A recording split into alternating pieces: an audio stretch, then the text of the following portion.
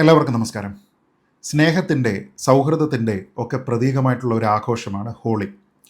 ദക്ഷിണേന്ത്യയിൽ അത് വളരെ കാര്യമായിട്ട് ആഘോഷിക്കപ്പെടുന്നില്ല. എങ്കിലും ഉത്തരേന്ത്യയിലെ ഏറ്റവും പ്രധാനപ്പെട്ട ഒരു ഹിന്ദു ഫെസ്റ്റിവൽ കൂടിയാണ് ഹോളി.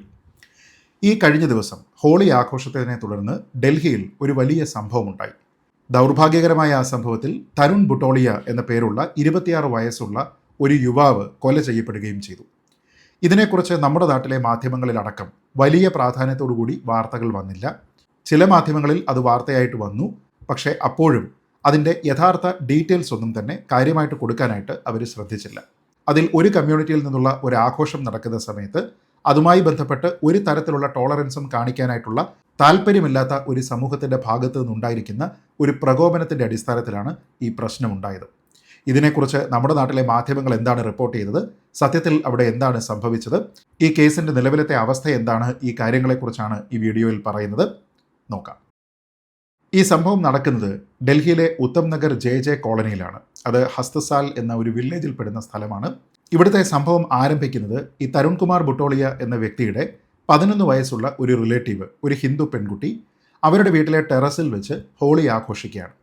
നമുക്കറിയാം, നിറങ്ങളുടെ ആഘോഷമാണ് ഹോളി. അപ്പോൾ അതിൻ്റെ ഭാഗമായിട്ട് ഒരു ബലൂണിൽ നിറമുള്ള വെള്ളം നിറയ്ക്കുകയാണ് ഈ കുട്ടി ചെയ്യുന്നത്. എന്നിട്ട് അത് വെച്ചിട്ട് അവിടെ കളിക്കുന്നു. ഈ ടെറസിൽ അത് വെച്ച് കളിക്കുന്ന സമയത്ത് അബദ്ധത്തിൽ അത് താഴേക്ക് വീഴുന്നു. താഴെ നടക്കുന്ന ഒരു സ്ത്രീയുടെ ദേഹത്ത് ഇത് പതിക്കുന്നു.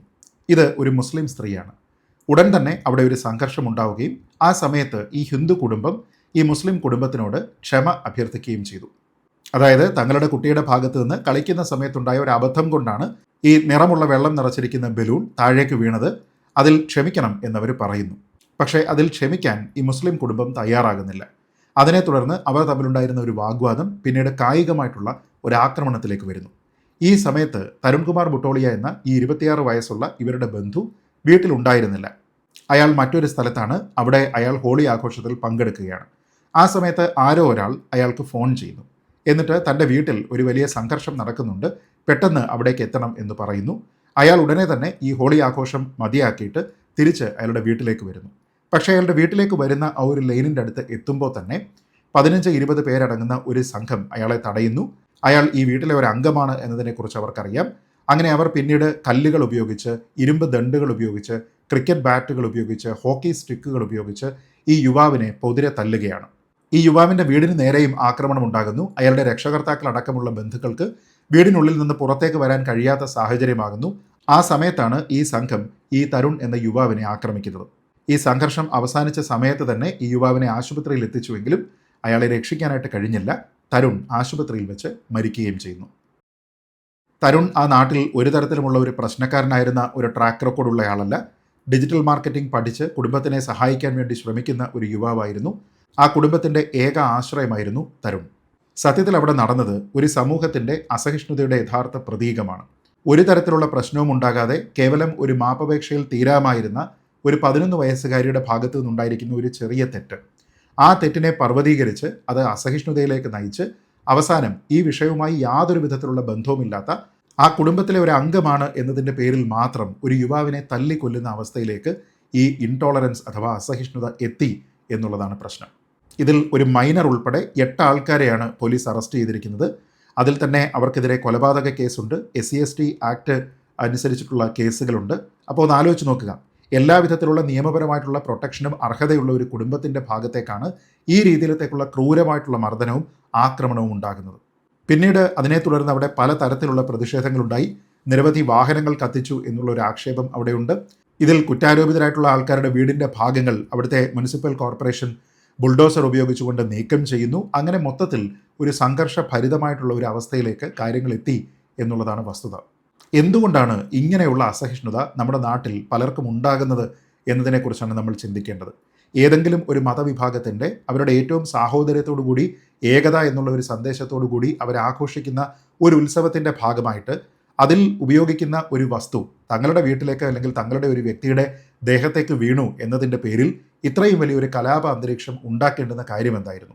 ഇതുമായി ബന്ധപ്പെട്ട് ഒരു തരത്തിലുള്ള തർക്കത്തിനും മുതിരാതെ ഈ 11 വയസ്സ് മാത്രമുള്ള പെൺകുട്ടിയുടെ അവളുടെ കയ്യിൽ നിന്നുണ്ടായിരിക്കുന്ന ആ ഒരു തെറ്റിനെ ആ വീട്ടുകാർ ഏറ്റെടുക്കുകയും അതിൻ്റെ പേരിൽ അവർ മാപ്പ് അപേക്ഷിക്കുകയും ചെയ്തതാണ്. എന്നിട്ടും അതിൽ അസഹിഷ്ണുതയാണ് മറുകുടുംബത്തിൻ്റെ ഭാഗത്തു നിന്നുണ്ടാകുന്നത് എന്നത് ആലോചിച്ച് നോക്കുക. അത് പിന്നീട് മറ്റാൾക്കാരിലേക്ക് എത്തുന്നു. വീട്ടിലെ പുരുഷന്മാരെല്ലാവരും കൂടി വരുന്നു. അവർ മറ്റുള്ള ആൾക്കാരെ അവിടേക്ക് കൂട്ടുന്നു. ആയുധങ്ങൾ അവരുടെ കയ്യിൽ എത്തുന്നു. പിന്നീട് അവർ ആ വീട്ടിലേക്ക് പോവുകയും ആ വീട്ടുകാരെയും ആ വീടിനെയും ഒക്കെ ആക്രമിക്കുകയും ചെയ്യുന്നു.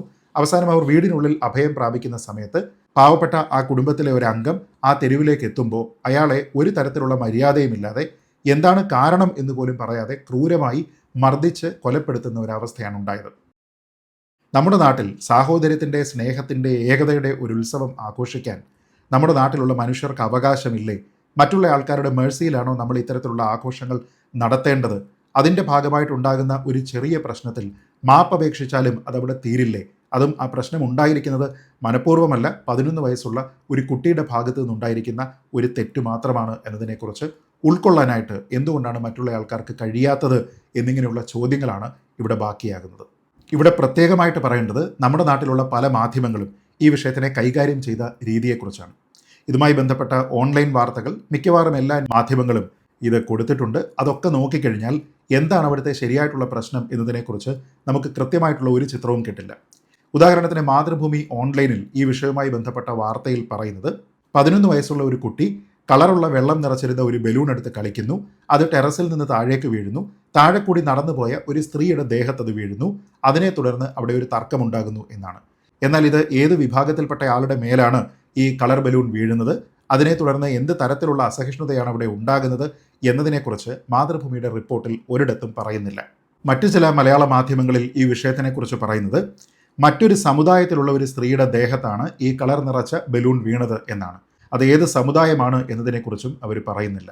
നോക്കൂ, ഇത് ഒരു ഭൂരിപക്ഷ സമുദായത്തിൽ നിന്ന് ന്യൂനപക്ഷ സമുദായത്തിലുള്ള ഒരാളിൻ്റെ അടുത്തേക്കാണ് ഈ ബലൂൺ വീണത് എന്നതുകൊണ്ട് അതിനെ തുടർന്നുണ്ടായിരിക്കുന്ന സംഘർഷങ്ങളിൽ ഏത് 2 വിഭാഗങ്ങൾ തമ്മിലാണ് ആ സംഘർഷം ഉണ്ടായത്, ആരോടാണ് അസഹിഷ്ണുത കാണിച്ചത്, ആരോടാണ് ക്രൂരത കാണിച്ചത് എന്നതിനെക്കുറിച്ച് പറയാനായിട്ട് നമ്മുടെ നാട്ടിലുള്ള പല മാധ്യമ സ്ഥാപനങ്ങൾക്കും കഴിയുന്നില്ല എന്നുള്ളതാണ് വസ്തുത. പക്ഷേ ഇത് ആക്രമണം പലപ്പോഴും ന്യൂനപക്ഷ വിഭാഗങ്ങൾക്കെതിരെ ഉണ്ടാകുന്ന സമയത്ത് അതിനെക്കുറിച്ച് ഒരക്ഷരം പോലും വിട്ടുപോകാതെ പൂർണ്ണമായിട്ടുള്ള ഒരു പിക്ചർ കൊണ്ടുവരുന്നതിന് വേണ്ടി ഈ മാധ്യമ സ്ഥാപനങ്ങളെല്ലാം തന്നെ ബദ്ധശ്രദ്ധരാണ് എന്നത് നമുക്കറിയാം. അതെന്തുകൊണ്ടാണ് ഇങ്ങനെയുള്ള ഒരു ഇരട്ടത്താപ്പ് എന്നതിനെക്കുറിച്ച് നമ്മൾ വായനക്കാർ, വരിക്കാർ ഒക്കെ തന്നെ ആലോചിച്ച് നോക്കേണ്ടതാണ്. ഏതെങ്കിലും ഒരു സമുദായത്തിലുള്ള ആൾക്കാർ ചെയ്യുന്ന കുറ്റങ്ങൾ മാത്രം നമ്മൾ അതേപടി റിപ്പോർട്ട് ചെയ്യുകയും മറ്റൊരു സമുദായത്തിലുള്ള ആൾക്കാർ ചെയ്യുന്ന കുറ്റങ്ങളെക്കുറിച്ച് അവരുടെ സമുദായം ഏതാണ് എന്ന് പോലും പറയാതിരിക്കാനായിട്ട് നമ്മൾ ഇത്രത്തോളം ശ്രദ്ധ കാണിക്കുകയും ചെയ്യുന്നു എന്ന് പറയുന്നത് ശരിയായ മാധ്യമ പ്രവർത്തനമോ ശരിയായ രീതിയിലത്തേക്കുള്ള വാർത്ത കൈകാര്യം ചെയ്യൽ രീതിയോ അല്ല എന്നുള്ളത് ഇവർ മനസ്സിലാക്കേണ്ടതാണ്. ഭൂരിപക്ഷ സമുദായത്തിൽ നിന്ന് ന്യൂനപക്ഷ സമുദായത്തിലേക്കാണെങ്കിലും ഇനി അഥവാ തിരിച്ച് ന്യൂനപക്ഷ സമുദായത്തിൽ നിന്ന് ഭൂരിപക്ഷ സമുദായത്തിലേക്കാണെങ്കിലും മതപരമായിട്ടുള്ള ഏതെങ്കിലും തരത്തിലുള്ള അസഹിഷ്ണുതയോ ക്രൂരതയോ ഉണ്ടായിക്കഴിഞ്ഞാൽ അത് മതപരമായിട്ടുള്ള പീഡനം തന്നെയാണ് എന്നാണ് നമ്മൾ മനസ്സിലാക്കേണ്ടത്. അസഹിഷ്ണുതയും ക്രൂരതയും ആര് കാണിച്ചാലും അത് ഒരേ രീതിയിൽ മാത്രമാണ് പരിഗണിക്കപ്പെടേണ്ടത്. അതാരാണ് ചെയ്തത് എന്നതിനെക്കുറിച്ച് കൃത്യമായി തുറന്നു പറയുന്നതിന് നമ്മുടെ നാട്ടിലെ മാധ്യമ സ്ഥാപനങ്ങൾ ഒരു തരത്തിലുമുള്ള മടി കാണിക്കേണ്ടതില്ല.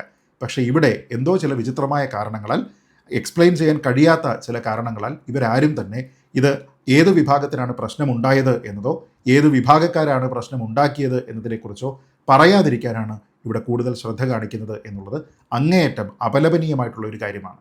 ഇവിടെ സത്യത്തിൽ ഉത്തരവാദിത്ത ബോധത്തോടു കൂടി നമ്മുടെ നാട്ടിലെ മാധ്യമ സ്ഥാപനങ്ങൾ എതിർക്കേണ്ടത് നമ്മൾ ഈ കാണുന്ന അസഹിഷ്ണുതയെയാണ്. അത് ന്യൂനപക്ഷ വിഭാഗത്തിൻ്റെ ഭാഗത്തു നിന്നാണ് ആ അസഹിഷ്ണുത, ആ ക്രൂരത അത് ഉണ്ടാകുന്നത് എങ്കിൽ അതിനെക്കുറിച്ച് കൃത്യമായ പരാമർശങ്ങൾ ഉണ്ടാകാതെ ഇരിക്കുക എന്ന് പറയുന്നത് ശരിയായ മാധ്യമ പ്രവർത്തനമേ അല്ല എന്ന് നിങ്ങൾ മനസ്സിലാക്കണം. എന്നാൽ ഇതേ സംഭവം മറ്റൊരു നിലയ്ക്കായിരുന്നു സംഭവിച്ചിരുന്നതെങ്കിലോ, അതായത് ഭൂരിപക്ഷ മതവിഭാഗത്തിൽപ്പെട്ട ആൾക്കാർ ന്യൂനപക്ഷ മതവിഭാഗത്തിലുള്ള ഒരു കുടുംബത്തിന് നേരെ ഇങ്ങനെ ബ്രൂട്ടൽ ഫോഴ്സ് ഉപയോഗിച്ചുകൊണ്ട് ആക്രമിക്കുകയും അവിടെയുള്ള ആൾക്കാരെ കൊലപ്പെടുത്തുകയും ആയിരുന്നു സത്യത്തിൽ അവിടെ സംഭവിച്ചിരുന്നത് എങ്കിൽ അതിനെക്കുറിച്ച് വളരെ കൃത്യമായിട്ട് ഏത് വിഭാഗത്തിൽ നിന്ന് ഏത് വിഭാഗത്തിനെതിരെയാണ് ആക്രമണം ഉണ്ടായത് എന്ന മട്ടിലുള്ള സത്യസന്ധമായിട്ടുള്ള റിപ്പോർട്ടിംഗ് തന്നെ ഈ മാധ്യമ സ്ഥാപനങ്ങളിൽ നിന്ന് ഉണ്ടാകുമായിരുന്നു. പക്ഷേ ഇവിടെ എന്തുകൊണ്ടോ അത് തിരിച്ചായി പോയതുകൊണ്ട് ഒന്നുകിൽ ആ സമുദായം ഏതാണ് എന്ന് പറയുന്നില്ല, അതല്ല എങ്കിൽ ആ ബലൂൺ പതിച്ചത് ഇതര സമുദായത്തിലുള്ള ഒരാളിൻ്റെ ദേഹത്താണ് എന്ന് മാത്രം പറഞ്ഞുകൊണ്ട് നിർത്തുകയും ചെയ്യുന്നു. ഇതിനാണ് ഇരട്ടത്താപ്പ് എന്ന് പറയുന്നത്. ക്രൂരത ഏത് സമുദായത്തിൽപ്പെട്ട ആൾ ചെയ്താലും അത് ക്രൂരത തന്നെയാണ്. അസഹിഷ്ണുത ഏത് വിഭാഗത്തിൽപ്പെട്ട ആൾ പുലർത്തിയാലും അത് അസഹിഷ്ണുത തന്നെയാണ്. അങ്ങനെയുള്ള സംഭവങ്ങൾ നമ്മുടെ നാട്ടിൽ ഉണ്ടാകാതെ ഇരിക്കുക എന്നുള്ളതാണ് പ്രധാനം. എന്തായാലും വളരെ ദൗർഭാഗ്യകരമായിട്ടുള്ള ഒരു സംഭവമായി പോയി ഡൽഹിയിൽ നടന്നത്. അതിൽ ഈ കുറ്റകൃത്യത്തിന് കാരണക്കാരായിട്ടുള്ള എല്ലാ ആൾക്കാരും അവരുടെ പ്രായത്തിനനുസരിച്ച് ശിക്ഷ അവരനുഭവിക്കണം.